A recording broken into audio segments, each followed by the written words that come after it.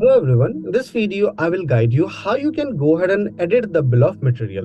So first of all we need to go in production module, click on browse modules, then click on production. Once you will come in production module, these are the list of all bill of materials which I have created. Now suppose in any of the bill of material I need to go ahead and make some edit. How I can do it? So I will click on this particular bill of material. Now this bill of material will get opened up. So I need to select edit and save on your right hand side, very top corner, click on edit and save. Then after I can go ahead and make changes in the bill of material. So suppose I want to go ahead and just change the quantity of this rod. So what I will do, I will just make changes here, 14, go below, click on save BOM. Once I clicked on save BOM, please check the bill of material quantity got updated. So this is how you can go ahead and make changes in the existing bill of material. I hope this video will be helpful to you. Have a good day ahead.